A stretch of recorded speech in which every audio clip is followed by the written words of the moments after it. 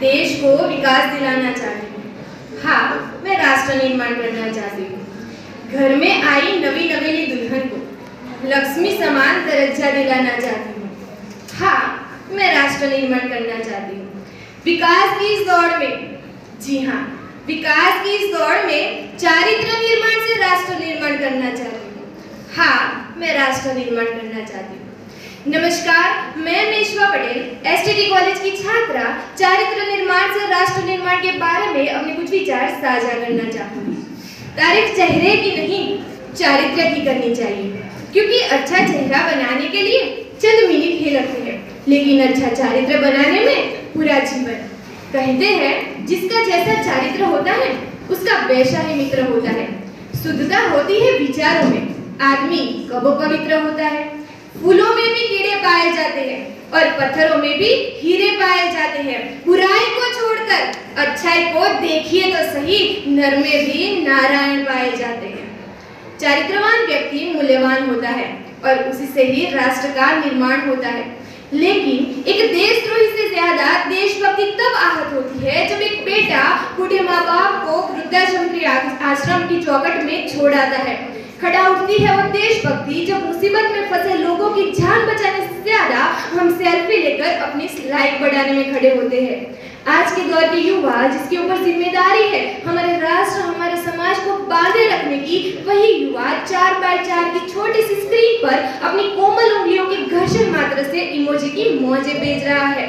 4 बोतल वोडका काम देना रोजगार ने भारत का भविष्य तबाह कर रखा है। हम ऐसे समाज में जीते हैं जहाँ पत्थर की मूर्त को लगते हैं 56 भोग और भूखे नंगे तड़पते सो जाते हैं लोग। भूखे नंगे तड़पते सो जाते हैं लोग। मजदूर को मजदूर समझिए, मजबूर नहीं। गरीब को काम दीजिए, दान नहीं। अगर दान देने की इच्छुक है तो जीते झिझक दान दीजिए और मरने के बाद अनुदान देकर किसी मरते हुए को जीवन दान दीजिए। यही सच्ची देशभक्ति और यही सच्चा राष्ट्र प्रेम है। न सरकार मेरी है न रब मेरा है, न सरकार मेरी है न रब मेरा है, ना ही ये बड़ा सा नाम मेरा है। बस इतनी सी बात का गुरु है मुझे कि मैं भारत की हूँ और ये भारत मेरा है और ये भारत मेरा है।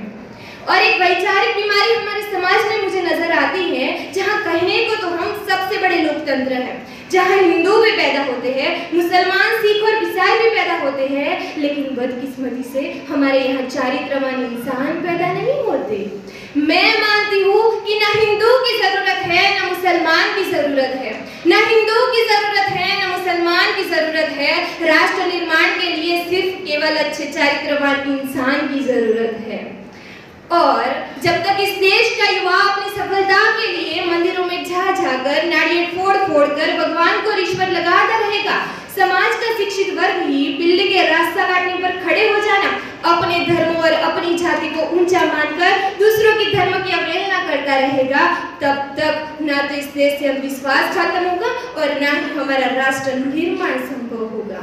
हमारी संस्कृति, हमारी सभ्यता को दुनिया ने शीश नवाया है, तो क्यों आशा के नाम पे हमने अंधविश्वास पाया है। हमारा राष्ट्र निर्माण तब संभव होगा जब महिलाओं की पूजा नहीं बल्कि उनकी इज्जत की जाएगी। राष्ट्र निर्माण तब संभव होगा जब जाति का आरक्षण नहीं बल्कि सामाजिक शक्तिकरण पर बात करेंगे। राष्ट्र निर्माण तब संभव होगा जब स्वच्छता अभियान में केवल सरकार ही नहीं बल्कि सड़क पर चलने वाला हर एक नागरिक हाथ बटाएगा, स्वच्छ भारत और स्वस्थ भारत को दिल से अपनाएगा। असल मायने में हमारा राष्ट्र निर्माण तब संभव होगा जब एक गरीब बच्चा मध्याह्न भोजन के लिए नहीं बल्कि ज्ञानार्जन के लिए सरकारी चौखट में कदम रखेगा। और हमारा राष्ट्र निर्माण तब तक संभव नहीं होगा जब तक एक नागरिक नैतिक रूप से शरीर, चरित्र रूप से भ्रष्ट, मानसिक रूप से निवाल्य, धार्मिक रूप से अंधा, राजकीय रूप से गंदा, स्वैच्छिक मूल्यों के आंकड़ों में चिन्ह पिन्न पैपन्न मैया खंड भारत को खंड खंड करता रहेगा, तब तक हमारा राष्ट्र निर्माण संभव नहीं होगा। बड़ी बड़ी बातें नहीं, छोटी छोटी कोशिशें करनी होगी, क्योंकि ठोकर हमें पहाड़ों से नहीं पत्थरों से लगा करती है। I am being an Indian, I am being a student, I am being a symbol of the motherland and I feel to be an Indian। और अंत में मैं यही कहना चाहूँगी कि हमारे देश की जिम्मेदारी नहीं है हमें आगे ले जाने की, बल्कि हमारी जिम्मेदारी है हमारे देश को आगे ले जाने की, हमारे राष्ट्र को आगे ले जाने की, हमारे वतन को आगे ले जाने की। अंत में मैं यही कहूँगी कि मेरा हिंदुस्तान महान था, महान है, महान रहेगा। मेरा हिंदुस्तान महान था, महान है, महान रहेगा। होगा हौसला बुलंद तो एक दिन पाकिस्तान भी जय हिंद कहेगा। पाकिस्तान ही क्यों, सारा जहां जय हिंद कहेगा, क्योंकि सारे जहां से अच्छा हिंदुस्तान हमारा, हम बुलबुले हैं उसकी, ये गुलिस्तान हमारा, ये गुलिस्तान हमारा। अस्तु, जय हिंद, जय भारत।